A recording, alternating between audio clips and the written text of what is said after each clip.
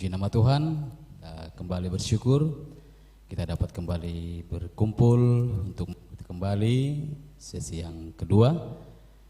Sebelum saya serahkan kepada hambanya, kita angkat sebuah pujian, firman tetap tegak, haleluya.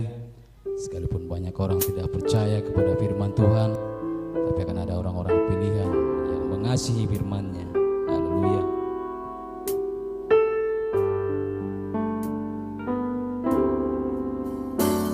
Firman dianggap dongeng, hanya kitab biasa, tapi pesan dalamnya takkan usang.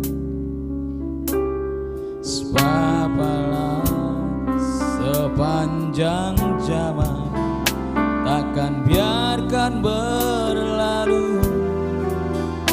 Tiap iotannya pasti digenapi. Firman-Nya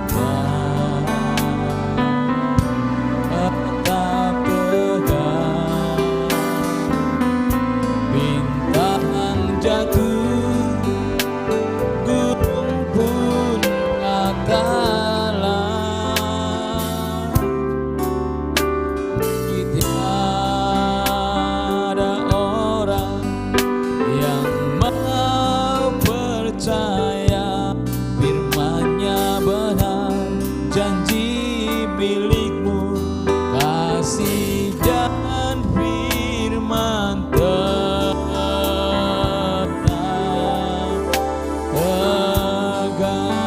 Jangan dengarkan suara, jangan dengarkan suara ketakutan dunia. Firman Allah nyatakan kemenangan, menjadi keberanian untuk hadapi neraka dengan pedang yang taklukkan setiap musuh. Firman-Nya akan tetap tegak, firman-Nya kan tetap tegak. Bintang jatuh, gunung pun ratalah, meski tiada orang yang mau percaya firman-Nya benar, kasih-Nya tetap selamanya. Firman-Nya tegak, firman-Nya kan, firman-Nya kan tetap tegak. Bintang jatuh, bintang jatuh, gunung pun ratalah, meski tiada orang yang mau percaya firman-Nya benar, kasih-Nya tetap selamanya. Firman-Nya tegak. Sekali lagi, firman dianggap dongeng, firman dianggap dongeng, hanya kitab biasa, tapi pesan dalamnya takkan usang. Haleluya. Sebab Allah sepanjang zaman takkan biarkan berlalu. Tiap iotannya pasti digenapi. Firman-Nya akan tetap tegak. Saya serahkan kepada hambanya. Tetap tegak, bintang jatuh,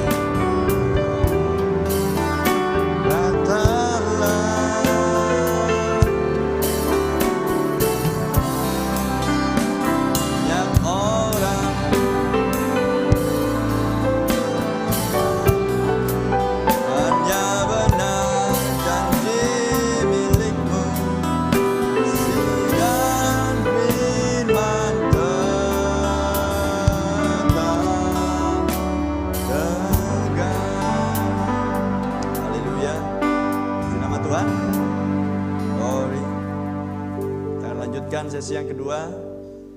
Dan sesuai dengan pujian ini, inilah zamannya ketika Alkitab ini sudah menjadi semacam sebuah hiasan saja bagi banyak orang Kristen. Hanya semacam sebuah buku pelengkap hidup bagi banyak orang Kristen, tanda kutip. Hanya sekedar sebuah dongeng. Inilah zamannya seperti dulunya di zaman Tuhan Yesus. Anda mau percaya atau tidak, inilah zamannya. Karena kita sedang menghadapi kedatangan Kristus yang kedua. Dan 1 Tesalonika 4 tadi yang sudah kita baca berkata, Tuhan sendiri akan turun dari sorga dengan seruan, suara penghulu malaikat, dan sangkakala Allah. Inilah zamannya ketika di zaman Tuhan Yesus, hal itu terulang kembali di zaman kita. Apa yang terjadi di zaman Tuhan Yesus adalah orang-orang di zaman itu adalah orang-orang Yahudi, karena Yesus waktu itu hanya diutus untuk Israel, bukan untuk bangsa-bangsa yang lain. Maka apa yang terjadi dengan orang-orang Israel di masa itu? Mereka sudah sangat kaku, formal, tradisi, adat istiadat, dan mereka lebih taat kepada tradisi kelompok mereka masing-masing. Ada beberapa kelompok, Farisi, Saduki, ahli-ahli Taurat, dan seterusnya. Dan masing-masing kelompok bertentangan satu dengan yang lain, tapi masing-masing kelompok berpegang pada satu kitab yang disebut Taurat, yang isinya dari Kejadian sampai Maleaki. Semua kelompok ini memakai kitab yang sama, tetapi penafsirannya berbeda-beda. Dan menganggap masing-masing benar, dan masing-masing lebih taat kepada ajaran nenek moyang ketimbang ajaran Tuhan Yesus ketika dia tampil di bumi dan mulai mengajar. Sehingga kitab Perjanjian Lama di masa itu hanyalah sebuah hiasan belaka.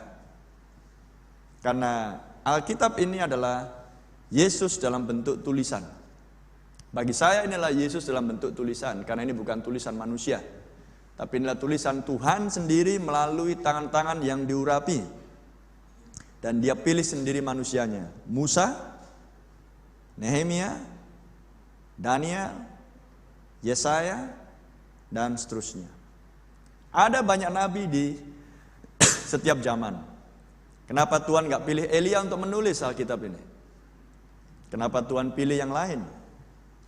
Kenapa Tuhan gak pilih Yohanes Pembaptis untuk menulis Alkitab ini? Tetapi kenapa Tuhan pilih yang lain? Dia pilih Matius, dia pilih Markus. Karena Tuhan memang sudah memilih manusia tertentu untuk menuliskan Alkitab. Dan manusia-manusia ini adalah manusia yang dipenuhi Roh Kudus, Roh Allah. Sehingga tulisan ini bukan tulisan Yohanes, bukan tulisan Matius, tapi inilah tulisan Allah sendiri. Sehingga ketika saya memegang Alkitab ini, saya sedang memegang Tuhan, Yesus Kristus, di hati saya. Tapi apa yang terjadi di zaman ini sama seperti terjadi di zaman Tuhan Yesus. Gereja-gereja di zaman ini, umat gereja, bukan umat Tuhan, umat gereja, lebih berpegang kepada perkataan tradisi gereja ketimbang perkataan nas kitab suci. Karena saya melihat banyak aturan-aturan di dalam gereja-gereja dibuat, dilaksanakan, ditaati oleh semua anggota gereja. Saya tidak peduli nama gereja apapun, semua gereja. Tetapi tidak tertulis di Alkitab. Tapi toh mereka lakukan. Padahal tidak tertulis di Alkitab.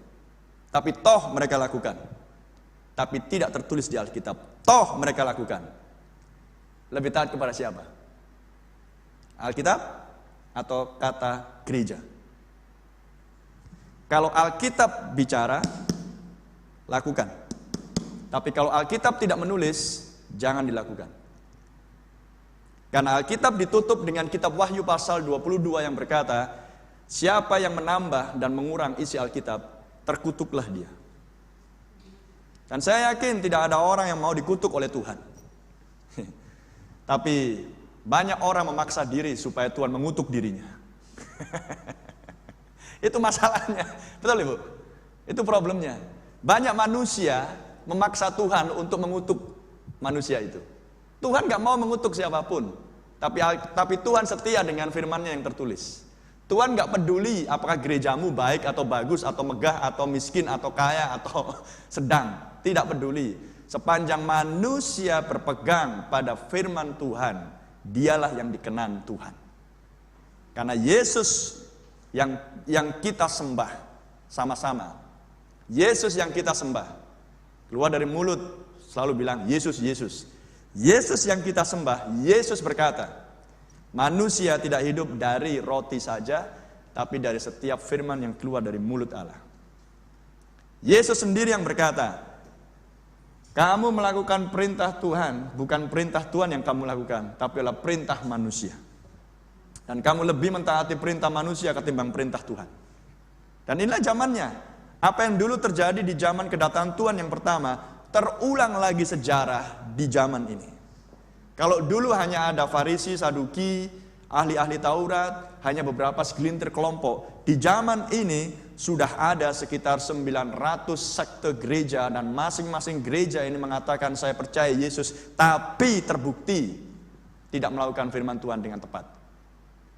Lebih mengagungkan gerejanya ketimbang Yesus Kristus. Karena ini adalah Yesus Kristus. Kejadian pasal 1 ayat 1 dimulai. Pada mulanya Allah menciptakan langit dan bumi. Siapakah Allah? Yesus Kristus. Betul? Di pertengahan Alkitab, malaikat Gabriel datang pada Maria dan berkata, beri anak itu nama Yesus. Siapa dia? Tuhan dalam rupa manusia. Yohanes 1 ayat 14. Di akhir Alkitab, Wahyu 1 ayat 1 mengatakan, inilah wahyu Yesus Kristus. Jadi, apakah Alkitab? Yesus Kristus dalam bentuk tulisan. Siapa yang mau ditaati? Yesus Kristus pencipta langit dan bumi, ataukah kata gereja? Saya adalah tipe pengkhotbah yang cukup keras untuk mengajarkan kebenaran Alkitab. Siapa yang melawan Alkitab? Melawan pencipta. Tidak peduli mau gereja Anda megah atau sedang atau runcing atau lancip dan lain sebagainya, atau melebar atau gemuk. Percayalah kepada Alkitab, maka kamu akan selamat. Amin. Manusia tidak dirancang Tuhan untuk dikutuk Tuhan, tapi manusia memaksa Tuhan untuk mengutuk manusia. Alkitab mengatakan di Matius, neraka dibuat untuk iblis dan malaikat-malaikat. Tidak ada Alkitab mengatakan bahwa neraka dibuat untuk manusia. Alkitab Yesus mengatakan neraka dibuat untuk iblis dan malaikat-malaikat yang memberontak. Tapi kenapa manusia bisa sampai masuk ke neraka? Karena manusianya sendiri yang memaksa untuk masuk neraka. Tuhan tidak pernah memaksa manusia untuk masuk neraka. Manusia memaksa dirinya sendiri untuk masuk neraka. Tempat yang tidak disediakan untuk manusia. Karena manusia disediakan tempat yang lebih baik, yaitu adalah tinggal di hadirat Tuhan, di bumi yang tanpa dosa kelak, seperti dulunya Taman Eden tanpa ada dosa. Sehingga di Taman Eden tidak butuh sepeda motor, di Taman Eden dulunya tidak butuh baju, di Taman Eden dulunya nggak butuh kamera, nggak butuh mikrofon, nggak butuh tablet, ya kan? Nggak butuh pun buku yang seperti ini. Tapi manusia memaksa sehingga menghasilkan yang seperti ini. Tapi puji Tuhan, kitab Wahyu menjanjikan kita akan dikembalikan ke Taman Eden yang tanpa dosa. Oh, haleluya. Saya nggak akan butuh lagi ini, saya nggak akan butuh lagi ini, saya nggak butuh lagi jam, saya nggak butuh ini, saya nggak butuh ruangan ini, karena semuanya akan sempurna di dalam dunianya Allah. Bagi mereka yang mentaati perkataan Yesus Kristus dari Kejadian sampai Wahyu. Amin. Baik, sekarang kita lanjutkan di sesi yang kedua. Di sesi yang kedua ini saya akan menekankan sedikit tentang terang, supaya saudara-saudari peserta seminar yang di Pergambiran maupun di Tangerang bisa memahami, supaya saudara paham bahwa sebuah nubuatan ketika itu dinubuatkan. Saya ambil contoh, Yesaya 7 ayat 14 dinubuatkan oleh Nabi Yesaya yang berkata, seorang anak laki-laki akan terlahir dan ia akan diberi nama Immanuel dan terlahir oleh seorang dara atau seorang perawan. Saya ambil contoh ini untuk menunjukkan pada saudara bahwa ketika nubuatan ini diucapkan pertama kali dan kemudian 700 tahun kemudian nubuatan ini tergenapi, ada Maria di situ, dara yang dimaksudkan, tapi nggak ada Maria di Yesaya 7. Tampil Yesus di situ, terlahir dari perempuan perawan dara ini, tapi tidak ada nama Yesus di Yesaya 7. Maka Yesaya 7 tidak bisa lagi diterapkan untuk zaman yang lain, karena sudah tergenapi di zaman Tuhan Yesus. Saya ambil contoh yang lain lagi, seperti Yohanes Pembaptis tadi. Yohanes Pembaptis adalah utusan Tuhan, dan dia menggenapkan dua nas, Yesaya 40 ayat 3 dan Maleakhi 3 ayat 1. Maka ketika tampil Yohanes Pembaptis, ayat ini otomatis genap, nubuatan ini otomatis genap. Yesaya menubuatkan sekitar 700 sebelum tampilnya Yohanes Pembaptis, dan tidak tertulis nama Yohanes Pembaptis di Yesaya 40 dan di Maleakhi 3 ayat 1. Tapi ketika Yohanes Pembaptis tampil, dialah oknum yang menggenapkan janji nubuatan ini, dan ketika janji nubuatan ini tergenapi, maka Yesaya 40 ayat 3 dan Maleakhi 3 ayat 1 tidak bisa dipakai lagi untuk zaman-zaman yang lain, karena sudah genap. Nah, sekarang saya ingin tunjukkan dengan prinsip yang sama. Saya ingin tunjukkan dengan prinsip yang sama. Bicara tentang terang, maka ada terang untuk zaman yang ini dijanjikan dan dinubuatkan di Perjanjian Lama, namun juga akan ada terang yang hanya bisa genap untuk zaman yang lain. Saya ambil contoh sekarang di Zakaria 14. Tolong dimunculkan di streaming atau di sini juga.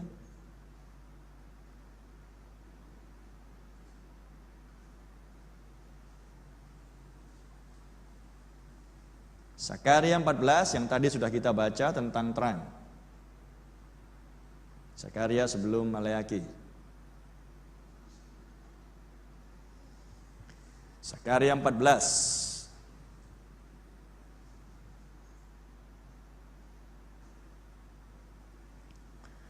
Tetapi akan ada satu hari itu diketahui oleh Tuhan dengan tidak ada pergantian siang dan malam pun menjadi siang. Bahasa Indonesianya berhenti sampai di sini, tapi bahasa Inggris tidak. Dan malam pun menjadi siang. Masih ada kelanjutan di bahasa Inggris. Pada waktu senja akan ada terang. Bahasa Indonesianya berhenti dan malam pun menjadi siang, tapi bahasa Inggris tidak. Akan ada terang di waktu senja. At evening time it shall be light. Dan kalau kita bicara terang, hanya ada satu terang. Saya bacakan di Yohanes 8 ayat 12. Hanya ada satu terang. Maka Yesus berkata pula kepada orang banyak, katanya, "Akulah terang dunia. Barang siapa mengikut aku, ia tidak akan berjalan dalam kegelapan, melainkan ia akan mempunyai terang hidup." Dan apakah terang? Firman. Siapakah firman? Yesus. Jadi hanya ada satu terang yang adalah Yesus. Kembali ke Zakaria 14 ayat 7. Jika dikatakan di Zakaria 14 ayat 7 akan ada terang di waktu senja, maka itu berarti adalah akan tampil Yesus Kristus.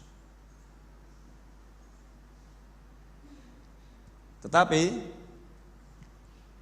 dikatakan pada waktu senja, evening time. Maka nubuatan Zakaria 14 ayat 7 tentang akan datangnya terang ini yang adalah Yesus Kristus sendiri tidak bisa diterapkan di zaman yang lain sebelum kita berada di waktu senja. Dan waktu senja seperti tadi yang saya terangkan adalah bicara tentang matahari terbenam di sebelah barat. Lantas, terang yang dijanjikan di Zakaria 14 ayat 7 hanya bisa genap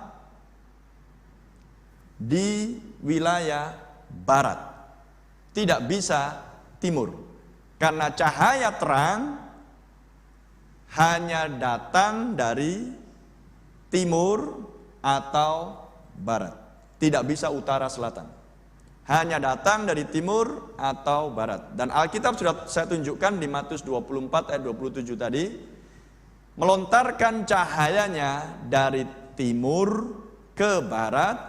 Demikianlah anak manusia dinyatakan. Jadi Zakaria 14 ayat 7 bicara tentang terang di waktu senja adalah tampilnya Kristus di wilayah barat. Dan Kristus adalah Yesus yang adalah terang dunia.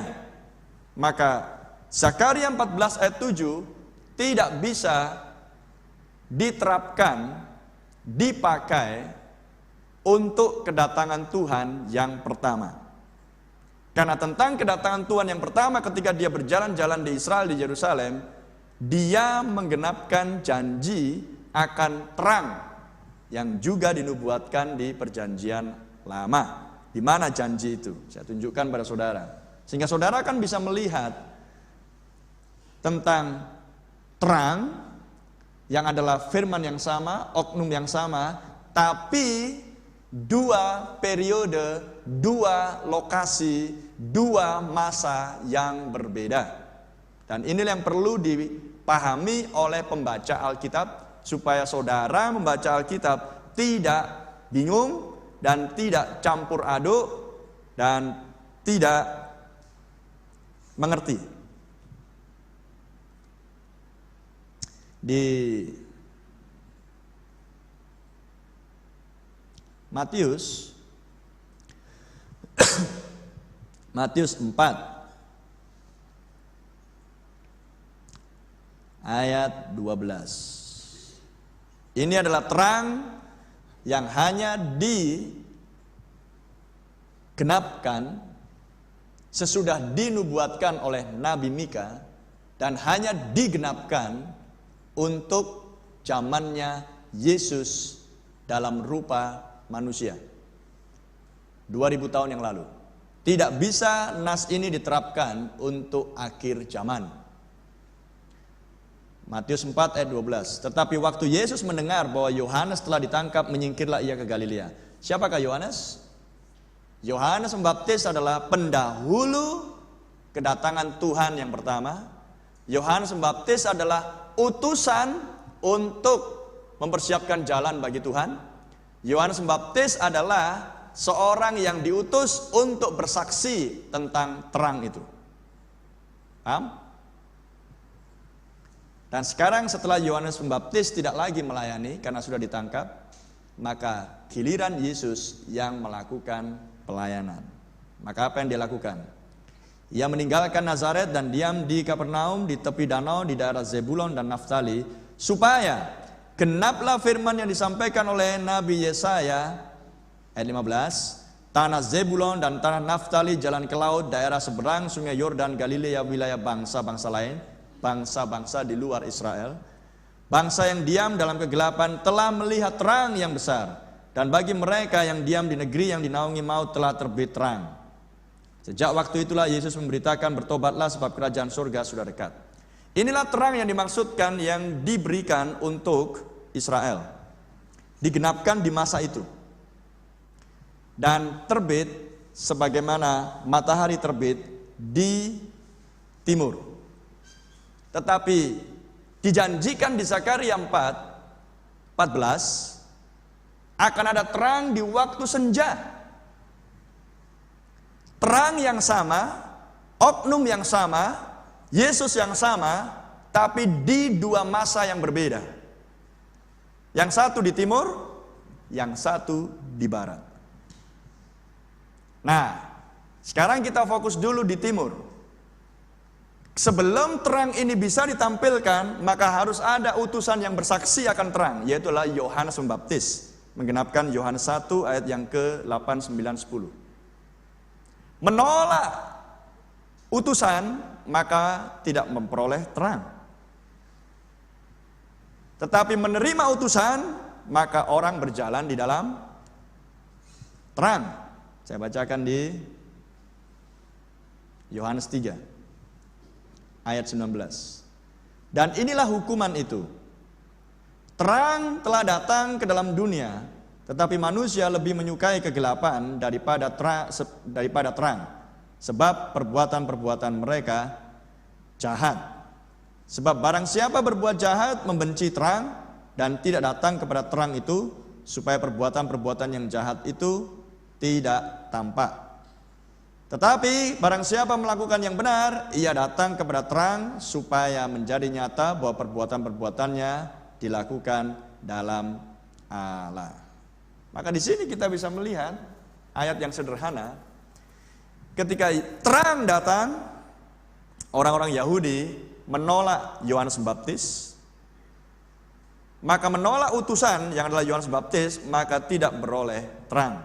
Itulah sebabnya orang-orang Yahudi menyalibkan terang, menolak terang, menyalibkan Yesus yang adalah firman, pemberi hidup.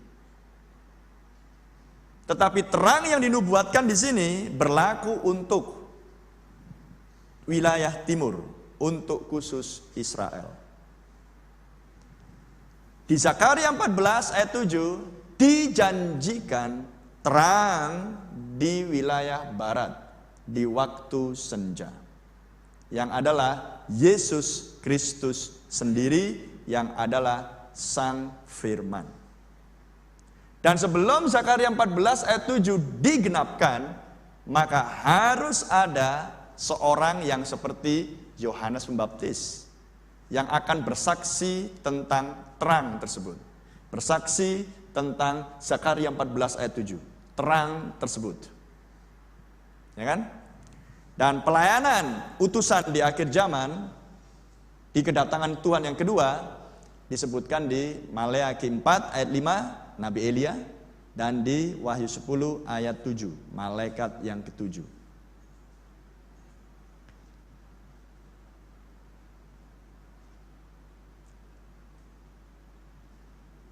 Ayat 46, Yohanes 12.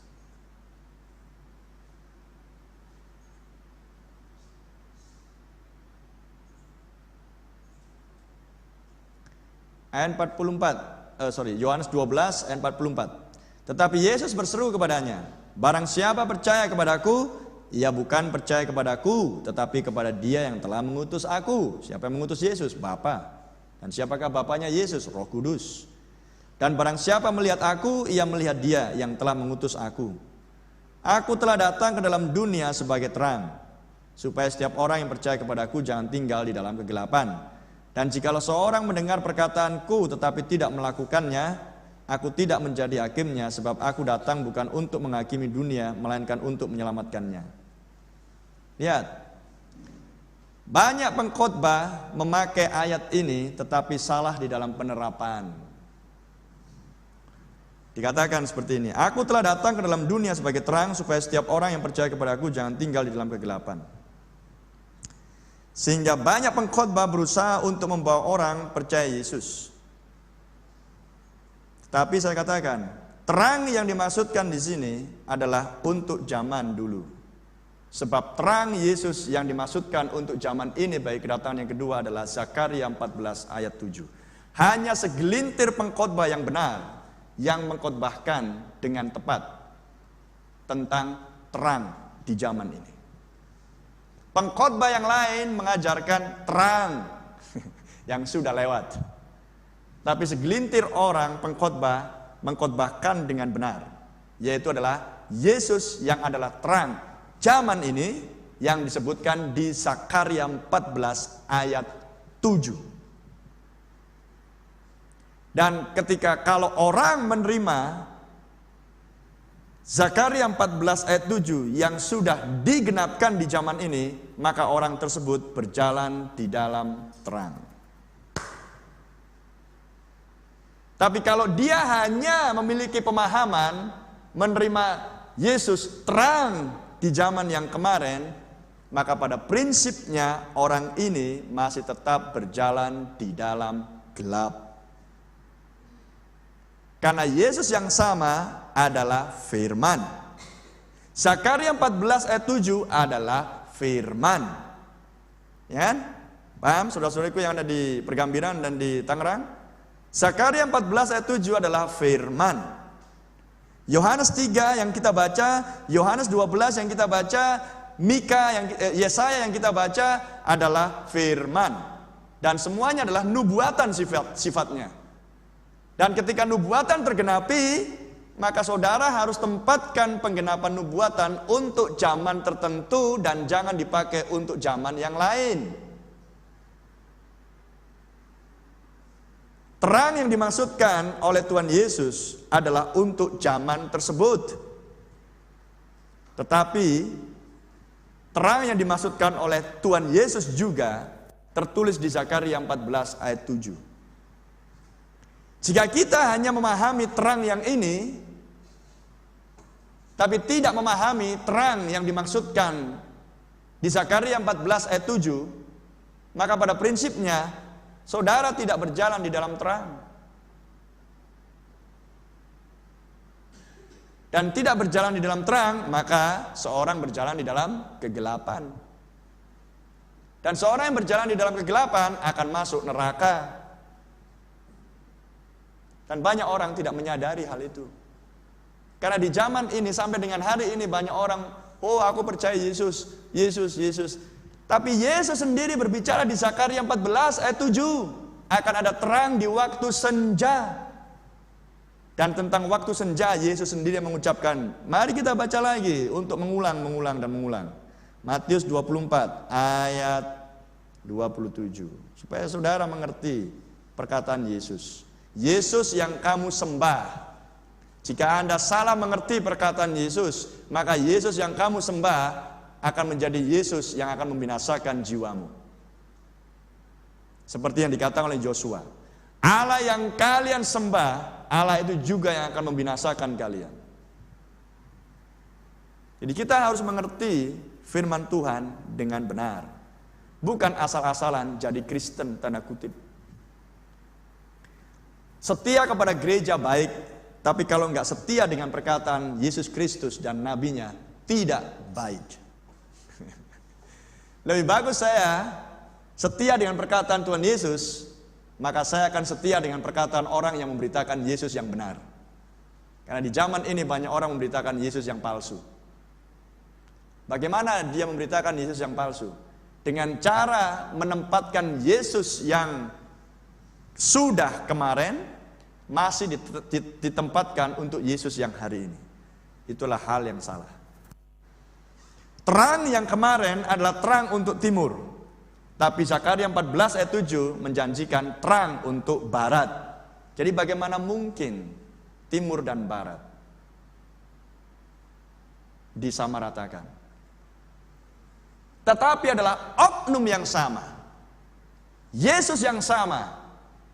Tetapi yang satu adalah kedatangan Tuhan yang pertama, yang satu adalah kedatangan Tuhan yang kedua. Dan saya mau katakan sebelum saya bacakan, kedatangan Tuhan yang pertama adalah untuk menebus orang-orang percaya. Dia mati di kayu salib, di Kalvari. Tapi kedatangan Tuhan yang kedua, dia tidak mati di kayu salib. Nggak akan ada lagi kayu salib. Tidak akan ada lagi Yesus yang tergantung di kayu salib. Sudah dikerjakan di timur. Sekarang janjinya adalah akan ada kedatangan Tuhan yang kedua di barat. Jadi bagaimana mungkin menerapkan salib yang terjadi di timur untuk diterapkan di barat? Atau sebaliknya, yang harus terjadi di barat diterapkan di timur? Anda keblinger, orang Jawa bilang. Anda membaca Alkitab dengan salah. Anda hanya mengikuti Yesus yang dikhotbahkan dengan keliru. Dan sampai dengan tahun 2018 sudah banyak orang yang tersesat karena mengikuti khotbah yang keliru. Dan hari ini saya ingin meluruskan jika Anda berkenan untuk diluruskan. Supaya saudara mendapatkan tempat di dalam perjamuan kawin malam anak domba Allah ketika terang Yesus ditampilkan di barat, bukan di timur, tapi di barat. Saya bacakan di Matius 24 ayat 27. Lihat apa kata Yesus. Sebab sama seperti kilat memancar dari sebelah timur salib. Ketika dia disalibkan di Yerusalem, itulah timur. Ketika Yesus mengajar dan berkhotbah, berjalan dengan rupa manusia, Allah dalam rupa manusia, Immanuel dalam tubuh manusia, itulah timur. Dan melontarkan cahayanya sampai ke barat, itulah Zakaria 14 ayat 7. Demikian pula lah kelak kedatangan anak manusia. Oh, glory, haleluya. Saudara-saudariku yang di perhimpunan, Anda mengerti? Yang mengikuti streaming? Bukan Yesus yang berbeda, Yesus yang sama. Karena Yesus adalah firman Tuhan. Jadi Matius 24 adalah perkataan Yesus. Yesus sendiri yang mengajarkan kepada kita, ada cahaya terang di timur, ada cahaya terang di barat. Dan sekarang kita bukan orang-orang timur, karena Anda dan saya bukan orang-orang Yahudi. Tapi Anda dan saya adalah orang-orang non-Yahudi yang disebut sebagai mempelai wanita, seperti yang dikatakan di ulangi lagi Kisah Rasul 15 ayat 14. Saya terus ulang-ulang supaya mendarat di pikiran Anda dulu, baru kemudian oleh Roh Kudus akan mendarat ke hati. Kisah Rasul 15 14. Simon telah menceritakan bahwa sejak semula Allah menunjukkan rahmat-Nya kepada bangsa-bangsa lain. Siapa bangsa-bangsa lain? Bangsa-bangsa di luar Yahudi, di luar Israel. Yaitu dengan memilih suatu umat. Jadi dari Indonesia akan ada sekian, dari Australia akan ada sekian, dari Amerika akan ada sekian. Dari berbagai bangsa akan diambil orang-orang kudus. Yaitu dengan memilih suatu umat dari antara mereka bagi namanya. Ada amin? Saya tidak akan membahas hal-hal yang dalam di sini. Saya hanya membahas hal-hal yang ringan-ringan saja. Sehingga di sini saya akan tunjukkan Yesus sudah tampil di timur dan Yesus akan tampil lagi di barat. Itulah sebabnya kita memulai pagi tadi dengan nas 1 Tesalonika 4 ayat 16. Sebab Tuhan sendiri akan turun dari surga dengan suatu seruan. Pertama, dengan suara penghulu malaikat. Yang kedua, ini proses kedatangan Tuhan. Dengan sangkakala Allah. Yang ketiga.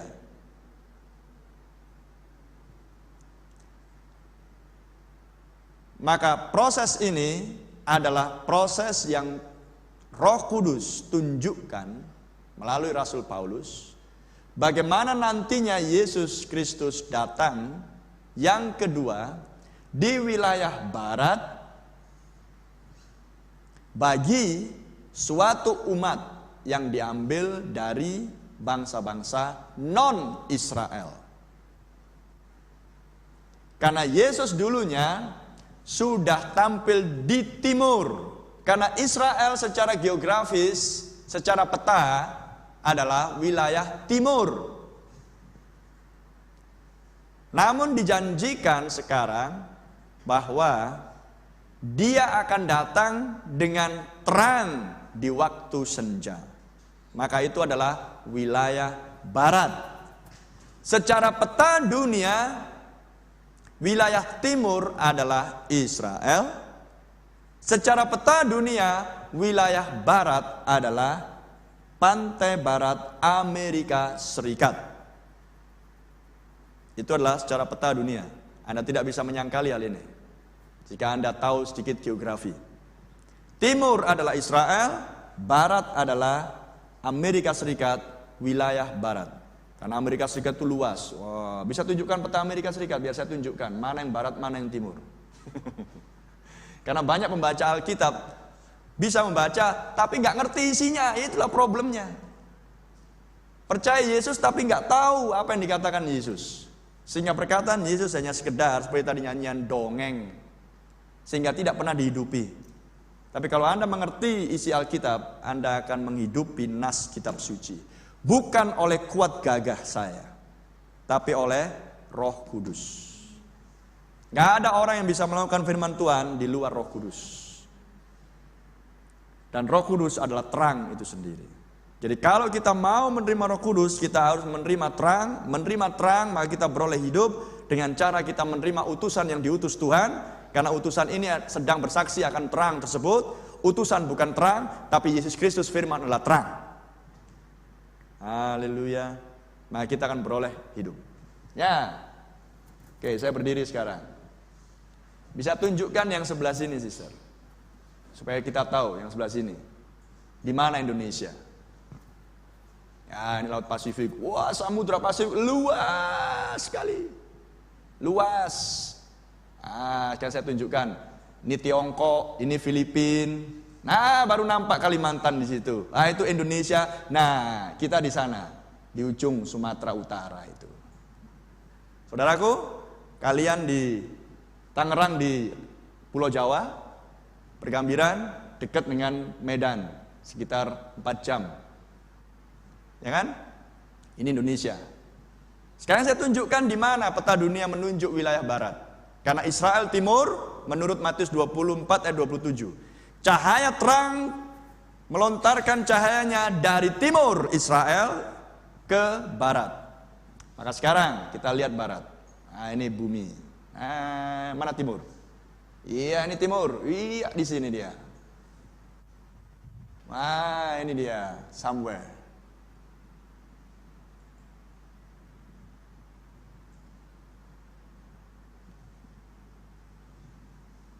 Iya, ini sedikit sini. Bahkan tak tertulis Israel. Mengerikan. Israel di sini. Oh, ada di sini, sorry. Dekatnya Libanon. Ini timur. Disitulah Yesus dulu berjalan-jalan. Berkhotbah, mengajar. Disitulah Yesus dulu berjalan-jalan. Itulah terang untuk timur. Inilah terang yang dimaksudkan oleh Yesaya. Dan kemudian dari timur cahaya bergerak menuju ke barat. Barat.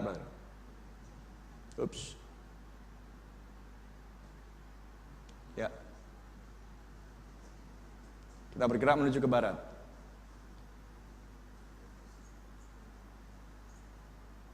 Oke. Ya. Salah muternya. Iya. Sarah jarum jam. Dari timur ke barat melintasi Yunani, itu dulu Yunani dulu. Di situ Injil diberitakan. Dari Israel ke Yunani. Dari Yunani naik ke Eropa. Ke Prancis, Jerman, dari Jerman, Prancis, oke, balik lagi, sister. Menuju ke Inggris. Where is Inggris? Irlandia, di atas. Britania Raya. Ya kan? Dari Britania Raya, oke, betul gerakannya. Dari Britania Raya, dari timur, Israel, dari Inggris, maka Injil diberitakan ke barat. Melintasi akan lautan Atlantik.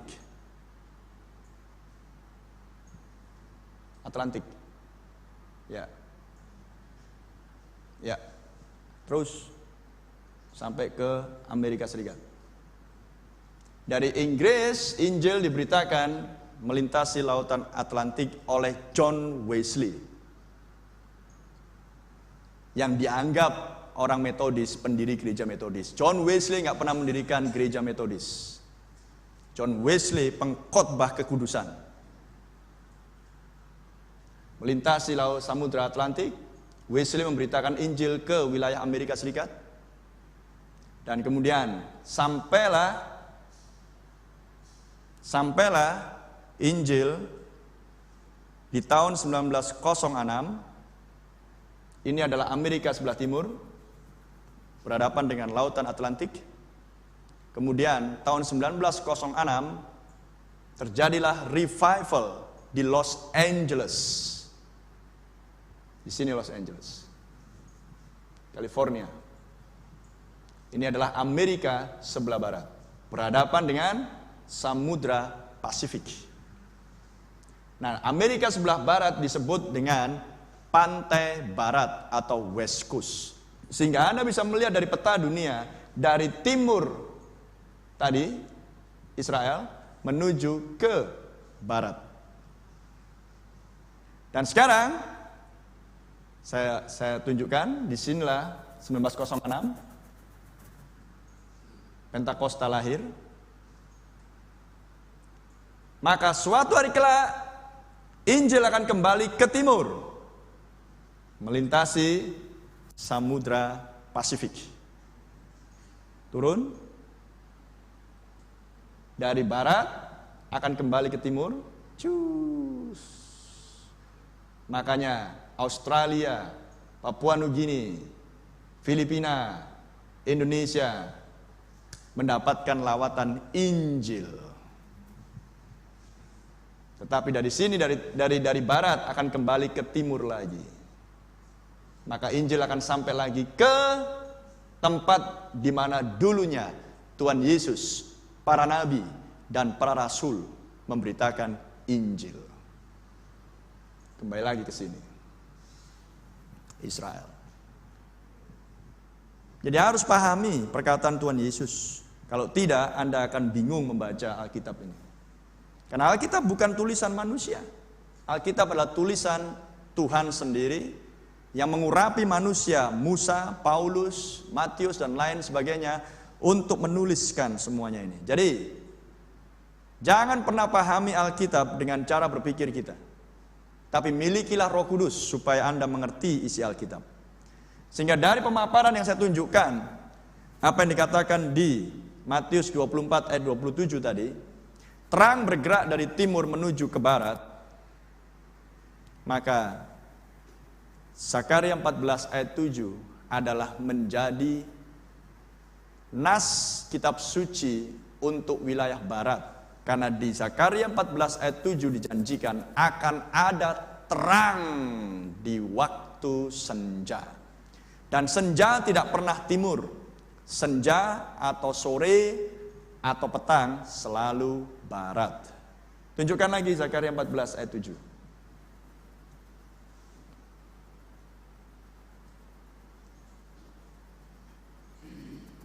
Ya, kita di Indonesia, tapi Alkitab terang Yesus Kristus membawa kita untuk mengenali bagaimana proses pergerakan Injil di seluruh dunia. Sehingga saudara tahu bahwa mempelai wanita, orang-orang kudus diambil dari setiap bangsa. Sehingga kita tahu memposisikan, menempatkan diri kita sebagai orang percaya yang siap bagi kedatangan Tuhan yang kedua. Zakaria 14. That at evening time it shall be light. Ayat 7 itu. Kalau di bahasa Indonesia nggak ada. That at evening time it shall be light. Akan ada terang di waktu senja. Haleluya. Siapakah terang? Firman. Siapakah firman? Yesus Kristus sendiri.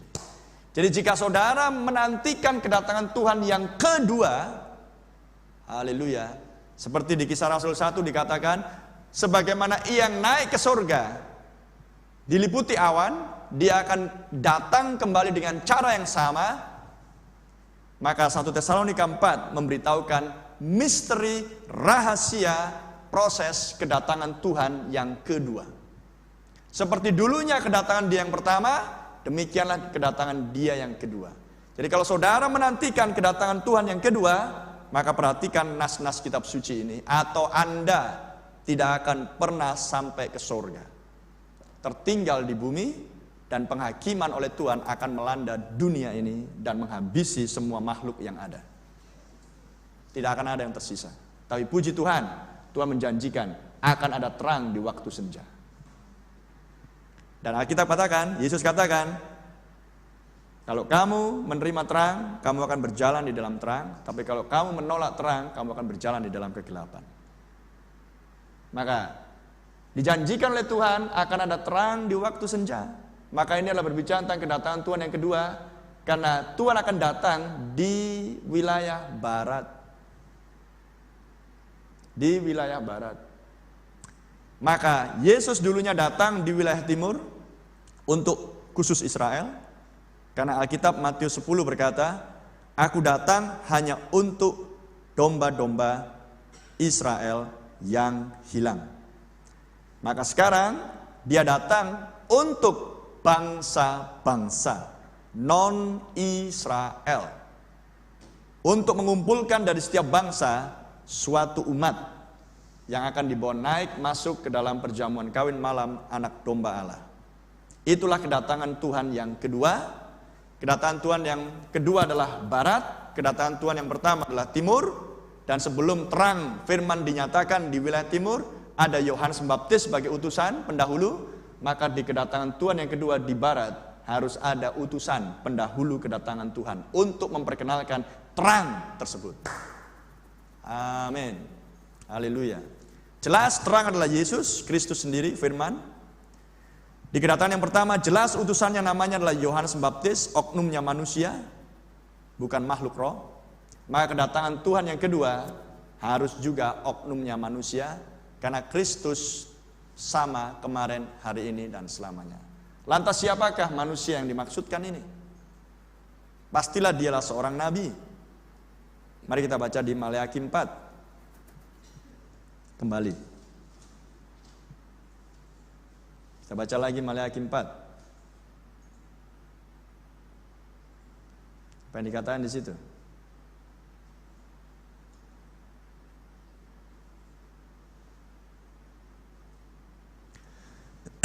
Sesungguhnya aku akan mengutus Nabi Elia kepadamu menjelang datangnya hari Tuhan yang besar dan dahsyat dan yang mengerikan itu. Bahasa Inggrisnya mengerikan. Berbicara tentang penghakiman. Jadi dengan kata lain, sebelum Tuhan datang untuk mengambil mempelai wanita untuk dibawa naik ke surga, masuk ke dalam perjamuan kawin malam anak domba, dan di saat yang sama Dia akan datang sebagai hakim untuk menghabisi dunia ini, maka Tuhan akan mengutus Nabi Elia. Itulah utusan sebelum Tuhan datang yang kedua. Dan tentang utusan ini, kembali ke 1 Tesalonika 4.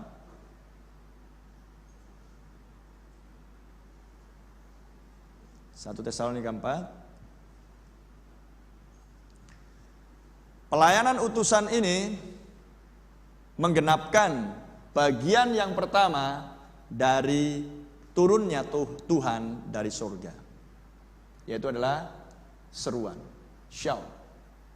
For the Lord himself shall descend from heaven with a shout. Sebab Tuhan sendiri akan turun dari surga dengan suatu seruan. Terjemahan bahasa Indonesia tidak seperti ini. Terjemahan bahasa Inggris yang asli urutannya jelas. Shout, seruan, voice of the archangel, suara penghulu malaikat, dan and with the trump of God, dan dengan sangkakala Allah. Bahasa Indonesia terbolak-balik. Makanya banyak orang Kristen di Indonesia pun gak tahu memahami Alkitab dengan baik. Taunya hanya kata gereja. Kata Alkitab tak pernah tahu. Saya tidak salahkan penerjemah, tapi puji Tuhan Roh Kudus mengkoreksi apa yang keliru. Apa yang dilakukan oleh para penerjemah Alkitab sudah sangat bagus, oleh pertolongan Tuhan juga. Tapi harus ada pengkoreksian jika ada kekeliruan di sana sini. Sehingga kita bisa memahami sekarang, pelayanan utusan atau pendahulu kedatangan Tuhan yang kedua, terang di wilayah barat, sudah melaksanakan tugasnya menggenapkan bagian yang pertama dari kedatangan Tuhan yang disebut dengan seruan. Dan itulah pelayanan Nabi Elia. Dan pelayanan Nabi Elia ini, seruan ini bisa kita dapati di Wahyu 10.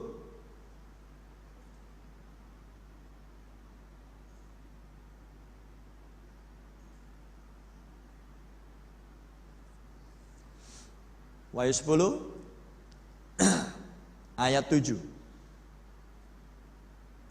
Tetapi pada waktu bunyi sangkakala dari malaikat yang ketujuh, yaitu apabila ia meniup sangkakalanya, maka akan genaplah keputusan rahasia Allah seperti yang telah ia beritakan kepada hamba-hambanya, yaitu para nabi.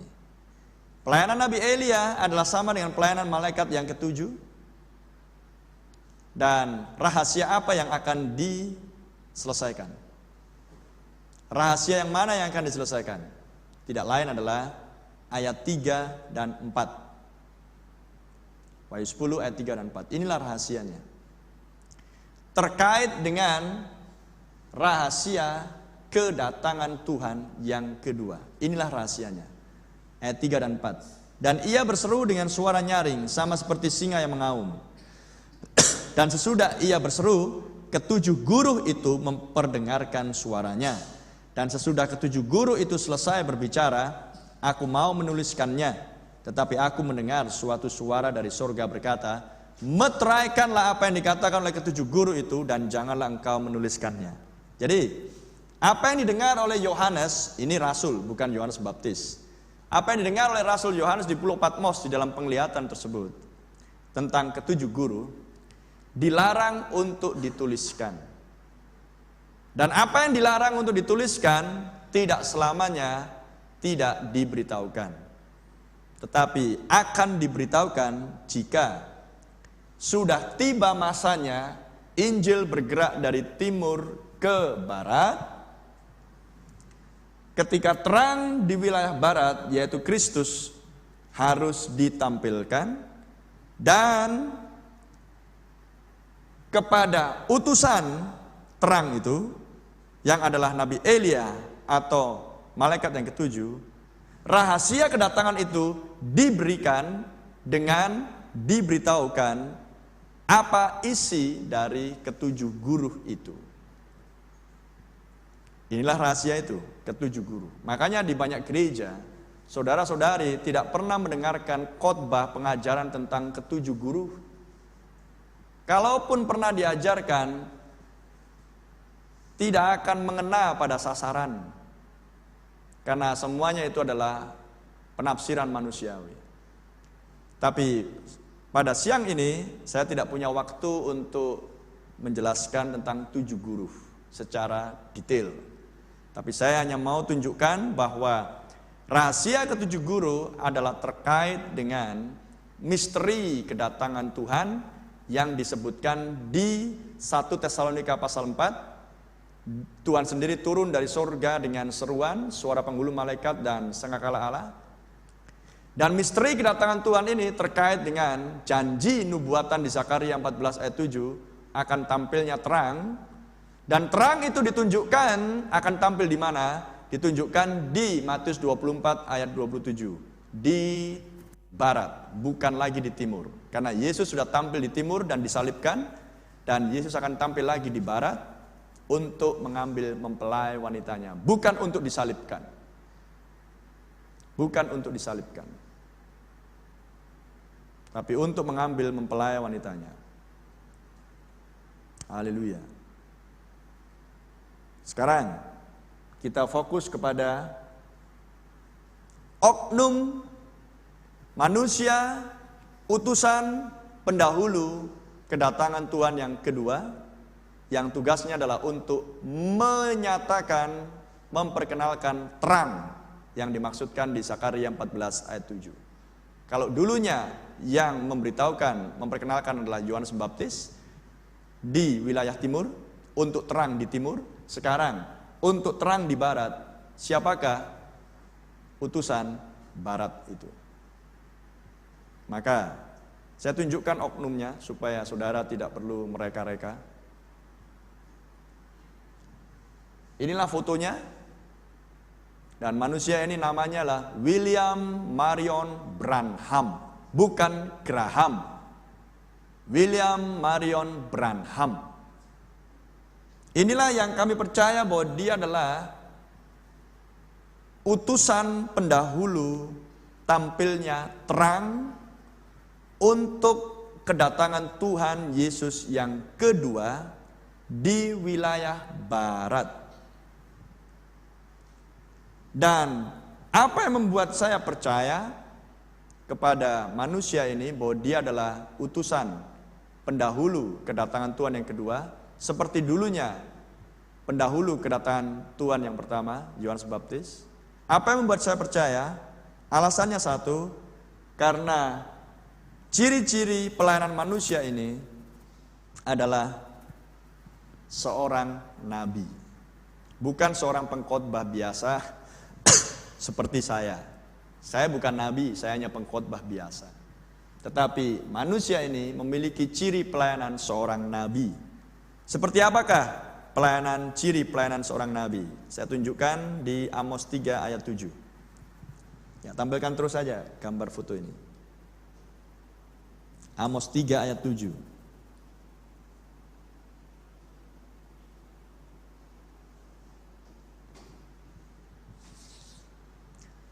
Sungguh Tuhan Allah tidak berbuat sesuatu tanpa menyatakan keputusannya.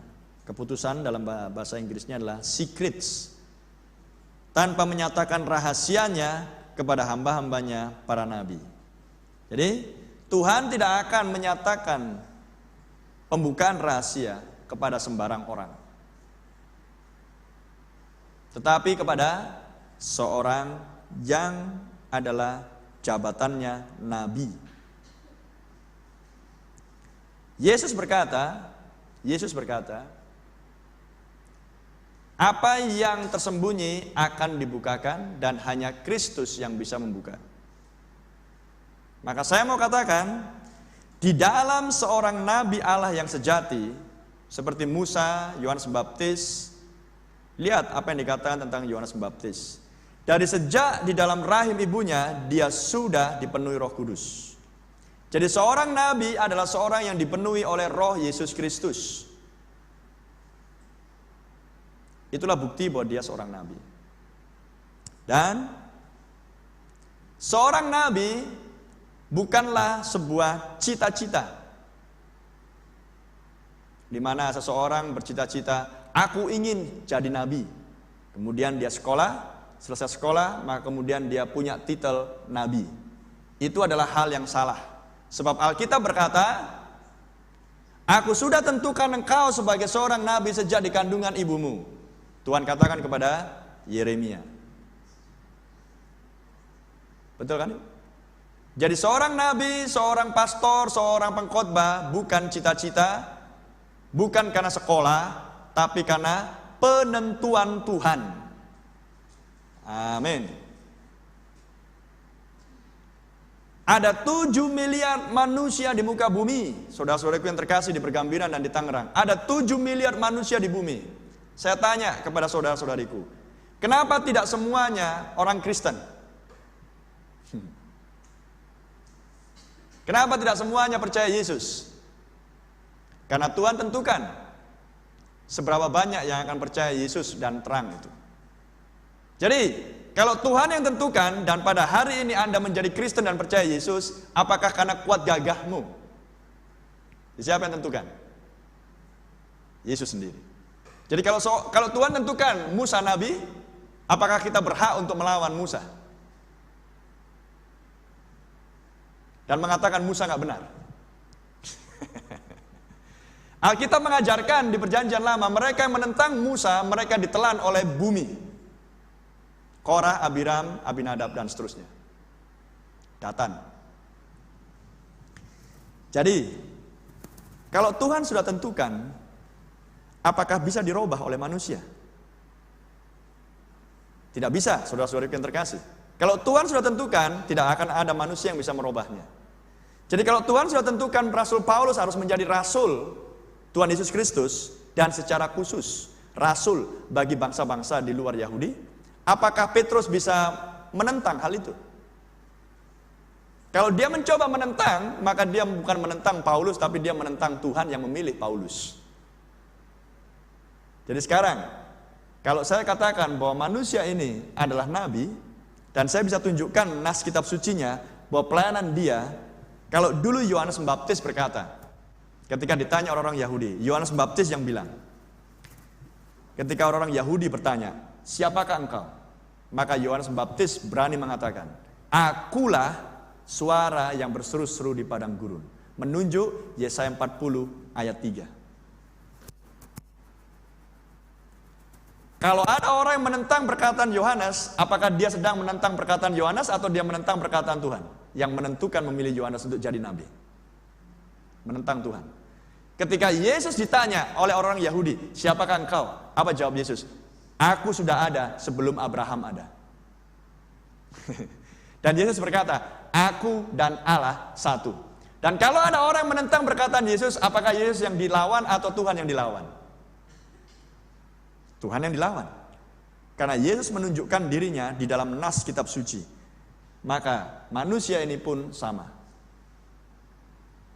Dia tidak pernah mengklaim dirinya nabi, tetapi dari pelayanan dia membuktikan bahwa dia nabi. Hal yang sama. Saya tidak perlu mengklaim kepada orang-orang, saya adalah pastor gembala. Tapi kalau orang itu melihat saya berdiri di mimbar dan di sini jemaat, maka siapa yang akan membantah? Betul kan? Kalau ada orang yang membantah, berarti dia adalah orang yang memang kurang, ada kurangnya. Karena dia bukan sedang melawan manusia, tapi dia sedang melawan Tuhan yang memilih manusia untuk menjadi seorang pastor, menjadi seorang pengajar, menjadi seorang nabi, menjadi seorang rasul, menjadi seorang penginjil.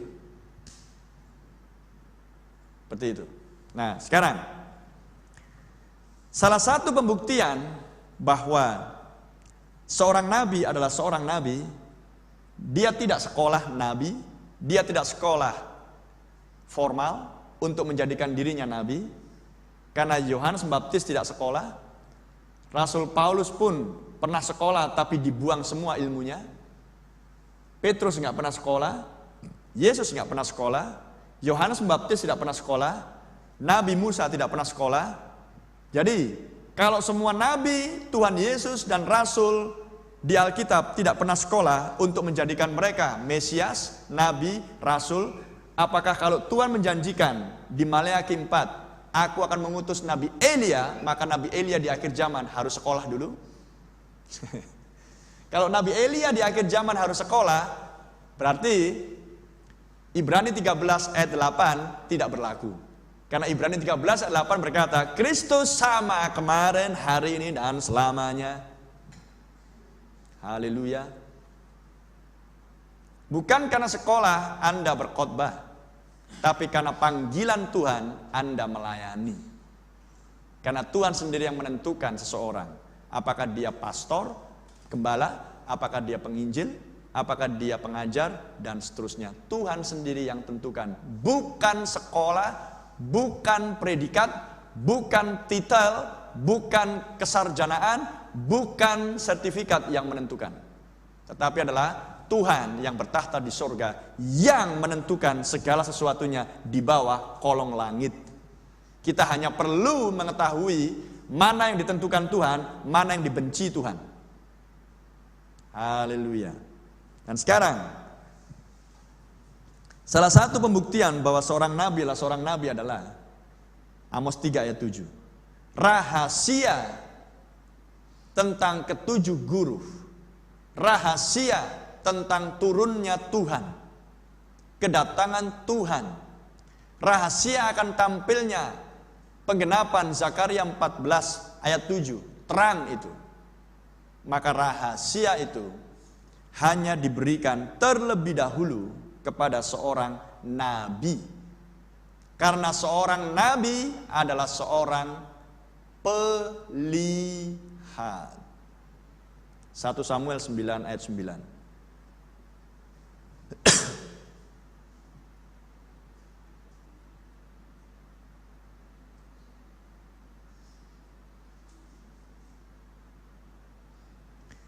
Dahulu di antara orang Israel, apabila seseorang pergi menanyakan petunjuk Allah, ia berkata begini, mari kita pergi kepada pelihat. Sebab nabi yang sekarang ini disebutkan dahulu pelihat. Jadi nabi adalah seorang pelihat. Dan praktek seorang nabi banyak di Alkitab. Anda bisa melihat Elisa mengetahui hati orang-orang. Daniel bisa menafsirkan mimpinya Raja Nebukadnezar tanpa Raja Nebukadnezar memberitahukan mimpinya yang dia alami, tapi Daniel bisa memberitahukan mimpinya Nebukadnezar dan artinya. Saudara bisa membaca di pelayanan Tuhan Yesus juga sama, karena Yesus adalah nabi di atas nabi. Apakah Anda percaya bahwa Yesus nabi? Saya tunjukkan nasnya supaya saudara percaya. Kalau belum percaya, tapi kalau sudah percaya puji Tuhan. Karena saya tahu, saya mendapati banyak orang Kristen gak percaya bahwa Yesus nabi. Saya gak habis pikir, gak percaya Yesus nabi berarti gak pernah baca Alkitab. Yesus adalah nabi, nabi di atas segala nabi. Saya tunjukkan di Ulangan. Orang Kristen tidak percaya Yesus nabi sudah keblinger, berarti tidak pernah membaca Alkitab.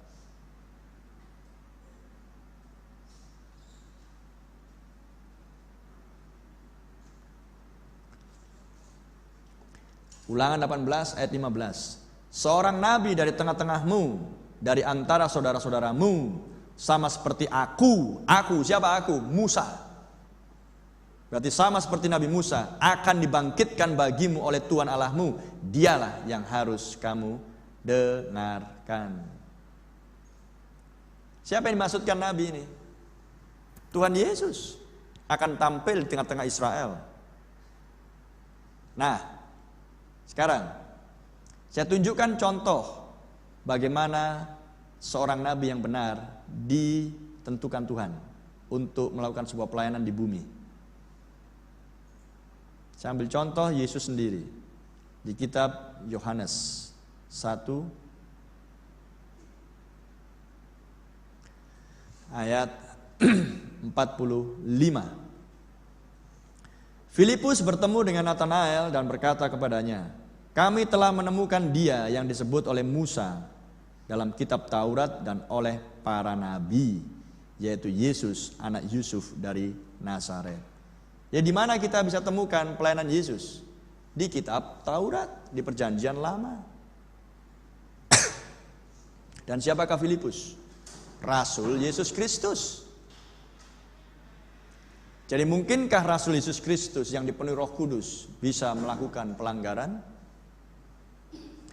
Ayat 46, kata Natanael kepadanya, mungkinkah sesuatu yang baik datang dari Nazaret? Kata Filipus kepadanya, mari dan lihatlah. Dan perhatikan, Yesus melihat Natanael datang kepadanya, menghampiri Yesus. Lalu berkatalah Yesus tentang Natanael, lihat, inilah Israel sejati, tidak ada kepalsuan di dalamnya. Wow, lihat respon Natanael. Kata Natanael kepadanya, bagaimana engkau mengenal aku? Natanael bertanya, kok bisa kenal aku? Padahal Yesus gak pernah kenal Natanael. Dan apa jawab Yesus? Sebelum Filipus memanggil engkau, wow, sebelum Filipus memanggil kamu, aku sudah melihat engkau di bawah pohon ara. Nah, kalau Filipus dari sana misalkan jaraknya 1 kilo datang ke Natanael. Natanael sedang duduk di bawah pohon. Berapa jarak Filipus ke Natanael? Berapa jarak Filipus Natanael ke Yesus? Kalau jaraknya misalkan 1 kilometer, bisakah dilihat? Tidak bisa. Tapi apa jawab Yesus? Aku sebelum Filipus memanggil engkau, berarti Yesus sudah melihat Filipus datang kepada Natanael. Aku sudah melihat engkau sebelum Filipus memanggilmu. Kamu duduk di bawah pohon ara. Di bawah pohon ara. Dan lihat respon Natanael. Kata Natanael kepadanya, Rabi, engkau anak Allah, engkau raja orang Israel. Betul? Nah, saudara lihat, saudara-saudaraku lihat dalam teks ini. Sedang apakah, perbuatan apakah yang sedang dilakukan oleh Yesus? Yesus sedang mempraktekkan Ibrani 4 ayat 12. Kita baca.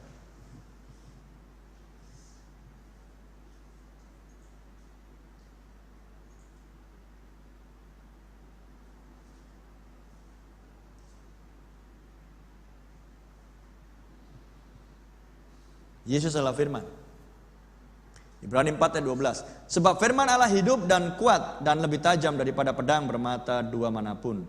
Ia menusuk amat dalam sampai memisahkan jiwa dan roh dan sendi-sendi dan sumsum. Ia sanggup membedakan pertimbangan dan pikiran hati manusia. Tidak ada satu makhluk pun yang tersembunyi di hadapannya, sebab segala sesuatu telanjang dan terbuka di depan mata Dia yang kepadanya kita harus memberikan pertanggungan jawab. Yesus bisa mengetahui hidup kita. Yesus bisa mengetahui masa lalu kita. Yesus bisa mengetahui apa yang sedang kita lakukan. Karena Dia adalah firman, Dia adalah nabi. Musa melakukannya, para nabi, para rasul mengerjakannya, Yesus mengerjakannya. Jadi nabi adalah pelihat. Manusia ini dipakai Tuhan ribuan kali tanpa pernah dia mengenal siapapun dalam hidupnya, tapi dia bisa mengetahui nama, asal kota, sakit penyakitnya apa, dokter mana yang menangani, alamat rumahnya nomor berapa, jalan apa, dan seterusnya. Ribuan kali. Dan saya cerita pengalaman saya. Beberapa kali saya ketemu dengan orang Kristen, tanda kutip. Pelayan katanya, tanda kutip, pelayan gereja. Saya tidak katakan pelayan Tuhan, pelayan gereja. Beda pelayan gereja, beda pelayan Tuhan. Saya ceritakan hal-hal ini dan saya diskusikan hal-hal ini kepada dia. Kemudian saya ceritakan pengalaman pelayanan dari Nabi William Branham yang lahir di Amerika ini. Terus langsung apa respon dia? Wah, betul itu Pak. Pendeta kami dulunya juga begitu.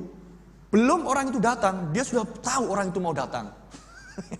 Terus saya bilang sama dia ucapkan itu di pinggir jalan atau di stadion?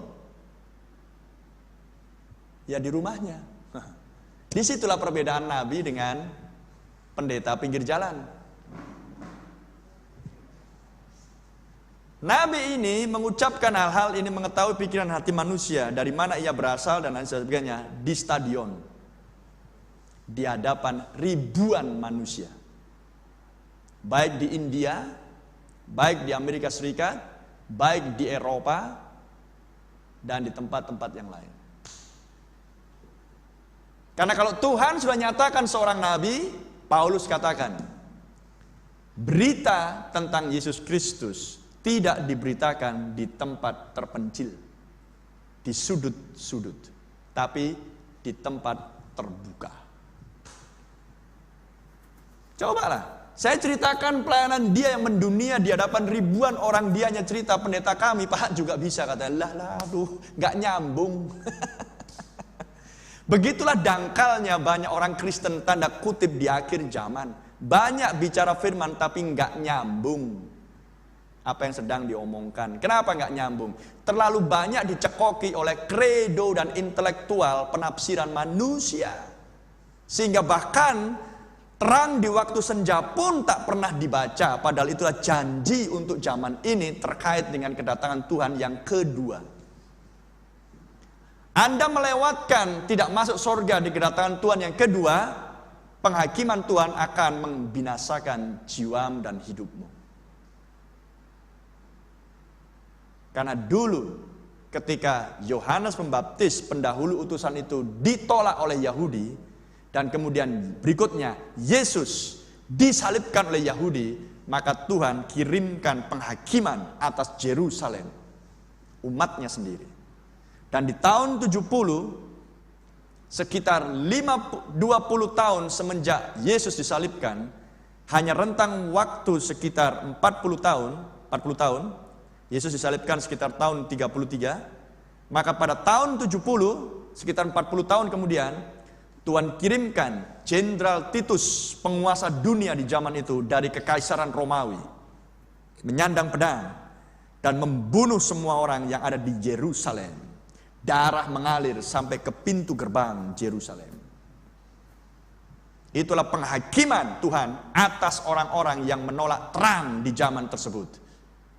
Tapi masih sebatas untuk Israel. Tapi sekarang Alkitab katakan dia datang untuk bangsa-bangsa. Maka apa yang Tuhan akan lakukan untuk bangsa-bangsa ini jika Anda terlewatkan masuk ke surga? Wahyu 16 menjanjikan perang Harmagedon, perang dunia ketiga. Dan Anda nonton di YouTube, semuanya bangsa-bangsa sudah bincangkan tentang perang dunia ketiga dan akan segera berlangsung. Tapi puji Tuhan, sebelum penghakiman datang, Tuhan kirimkan hambanya yang setia, hambanya yang rendah hati, seorang nabi pelihat Tuhan di akhir zaman, untuk berkhotbah mendahului kedatangan Tuhan, mempersiapkan kedatangan Tuhan bagi tampilnya mempelai wanita. Yaitu mereka yang mau menerima terang dan yang tidak lagi terikat kepada kredo dan dogma dan aturan dan istiadat dan perintah gereja manusiawi, intelektual manusia, tapi yang setuju dengan setiap firman yang tertulis di dalamnya dan hidup oleh setiap firman. Puji nama Tuhan. Saya tidak akan panjangkan lebar, karena bagi saya dari pengalaman yang ada, terlalu banyak pun saudara pun gak akan ngerti. Jadi sedikit yang sudah saya sampaikan, pelajari baik-baik. Bagi saudaraku yang hadir di pergambiran, saudara Tupa akan bisa menolong saudara untuk menjelaskan lebih lanjut. Bagi yang di Tangerang, saudara Yosafat bisa menerangkan lebih lanjut. Dan kalau ada hal-hal yang belum mengerti, tanyakan ke saya, kapan saja kami akan melayani saudara-saudariku semuanya. Jadi sekali lagi, kedatangan Tuhan yang pertama, sebelum dia tampil, Tuhan utus pendahulu, utusan, untuk memperkenalkan Tuhan, memperkenalkan terang, yang adalah Yohanes Pembaptis. Dan tentang Yohanes Pembaptis, dia menggenapkan 2 nas di Yesaya 40 ayat 3 dan Maleakhi 3. Maka bicara kedatangan Tuhan yang kedua, terang yang dimaksudkan di zaman akhir, kedatangan Tuhan yang kedua adalah Zakaria 14 ayat 7. Akan ada terang di waktu senja. Wilayah barat, Yesus dulunya wilayah timur. Maka sebelum Yesus datang yang kedua, dia juga mengutus utusan. Dan tentang utusan untuk kedatangan Tuhan yang kedua disebutkan di Maleakhi 4 dan di Wahyu 10 ayat 7. Untuk memperkenalkan terang. Dan ketika terang tampil, Yesus tampil, maka dia tampil untuk mengambil mempelai wanitanya yang diambil dari bangsa-bangsa. Terpujilah nama Tuhan. Kiranya apa yang sudah saya sampaikan di dalam kasih karunia Tuhan bisa menolong saudara-saudariku untuk bisa menghidupi firman dengan lebih baik. Dan saya berdoa kiranya Roh Kudus akan menolong menjamah hatimu untuk bisa menerima terang dan hidup di dalam terang dan berjalan di dalam terang. Dan kita akan berjumpa suatu hari kelak di dalam terang yang sama. Haleluya. Tuhan berkati saudara-saudaraku yang terkasih, para peserta seminar, baik ibu yang hadir di Medan sini, Tuhan berkati. Tuhan berkati dan terima kasih buat waktu, tenaga, pengorbanan yang sudah diberikan untuk datang ke seminar dan hanya untuk mendengarkan seorang manusia seperti saya. Dan saya bukan nabi, saya hanya pengkhotbah kecil. Dan saya tidak berusaha untuk menjelekkan siapapun, tapi saya berusaha untuk menolong saudara-saudariku supaya jangan terikat dengan segala perkataan manusia, tapi terikatlah dengan perkataan Sang Terang, firman Yesus Kristus. Maka kamu akan hidup. Tuhan berkati Anda semuanya. Haleluya. Amin. Saya serahkan pada song leader untuk mengakhiri akan sesi yang kedua di seminar ini.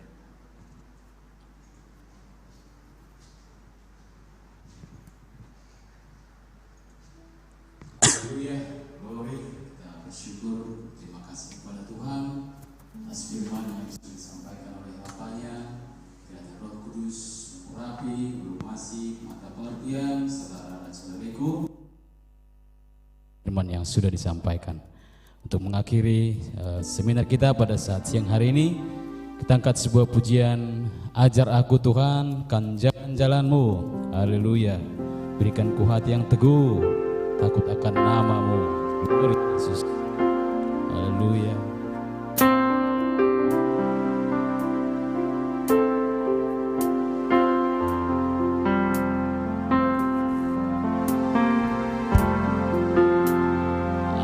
Ajar aku Tuhan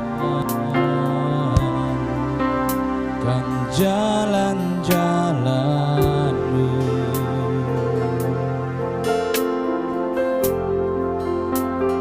berikan ku hati yang teguh, takutkan namamu, biarlah ku berjalan dalam kebenaran-Mu, biarlah ku berjalan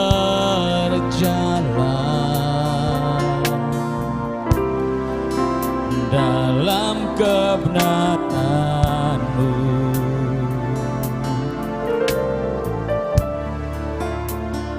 Hati yang tiada terbagi, takut akan Engkau. Katakan ku puji Kau selamanya, ku puji Kau selama-lamanya. Segenap hatiku, segenap kuatku, segenap hidupku, ku serahkan padamu. Jadilah sesuai kehendak-Mu. Ajar aku Yesus Tuhan, ajar aku. Glory haleluya.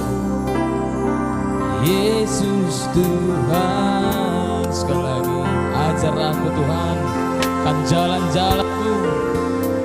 Ajar aku Tuhan kan jalan-jalan-Mu.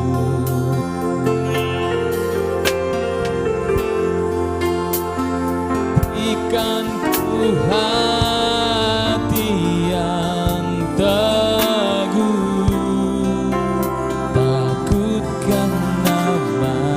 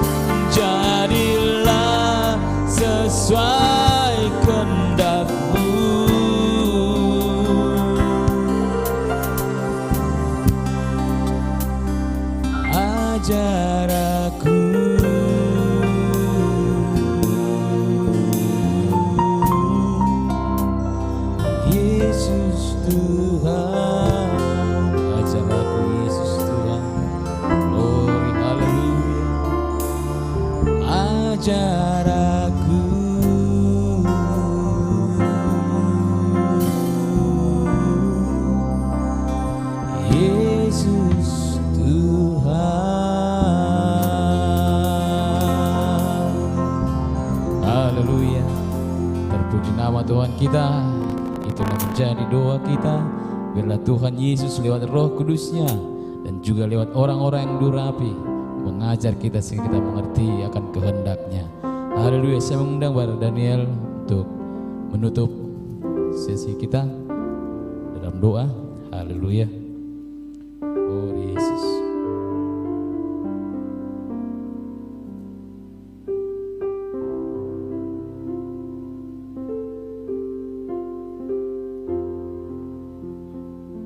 Mari kita bersatu di dalam doa. Bapa surga, kami mengucap syukur Tuhan kembali lagi kepada Engkau Tuhan di hadapan hadirat-Mu Tuhan Yesus. Dan terima kasih Tuhan buat firman yang sudah dinyatakan Tuhan di pagi dan siang hari ini Tuhan Yesus. Dan kami memohonkan Tuhan, kiranya Roh Kudus Engkau datang Tuhan kepada setiap yang mendengar, di mana mereka mungkin baru pertama kali mendengar Tuhan Yesus tentang hal-hal yang seperti ini Tuhan Yesus. Dan Roh Kudus-Mu Tuhan membukakan pengertian Tuhan Yesus bagi telinga yang mendengar Tuhan Yesus. Dan biarlah bukan hanya telinga jasmani saja yang mendengar Tuhan, tapi ada telinga rohani yang mendengar Tuhan Yesus, dan mereka beroleh pengertian Tuhan. Ada sesuatu yang dibukakan Tuhan Yesus, ada sesuatu yang mereka lihat Tuhan, ada sesuatu yang mereka dapatkan Tuhan, ada sesuatu yang dihidupkan Tuhan, ada sesuatu yang dibangunkan Tuhan, ada sesuatu Tuhan di mana mereka mendapatkan sesuatu yang berharga Tuhan Yesus pada hari ini Tuhan. Bapa surga, kiranya Tuhan Yesus hidup Raja Wali menemukan anak Raja Wali di suatu tempat. Oh haleluya Tuhan. Dan anak Raja Wali Tuhan yang mengenali suara pekikan daripada Mama Raja Wali Tuhan. Oh haleluya. Terima kasih Tuhan buat pesan Tuhan, baik ibu yang datang di sini Tuhan, dan juga Tuhan yang mengikuti melalui media internet Tuhan Yesus. Kiranya Engkau memberkati hati mereka Tuhan. Kiranya Tuhan sesampainya mereka di tempat mereka masing-masing, Engkau Tuhan yang bekerja Tuhan, dan berkatnya lebih lagi Tuhan bagi mereka Tuhan Yesus. Haleluya.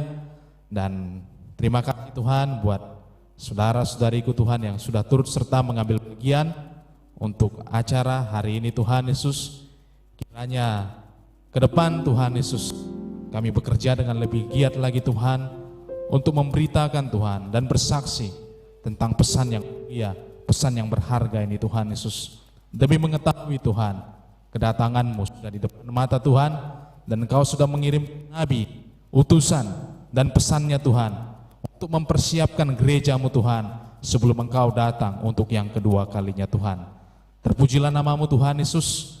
Biarlah hati kami senantiasa menantikan kedatangan-Mu Tuhan Yesus untuk menjemput kami di dalam pertemuan di udara itu. Maranatha, datanglah Engkau segera Tuhan Yesus. Terima kasih Bapa, terpujilah nama-Mu, berkati hamba-Mu sekali lagi dengan berkat dan pewahyuan yang melimpah lebih lagi Tuhan. Terpujilah nama-Mu Tuhan, dalam nama Tuhan Yesus Kristus kami berdoa dan mengucap syukur. Amin. Haleluya. Glory, sekali lagi Tuhan berkati saudara dan saudaraku yang ada di perhimpunan, juga di sini. Sampai kita berjumpa kembali di waktu yang lain. Tuhan Yesus memberkati. Shalom. Haleluya.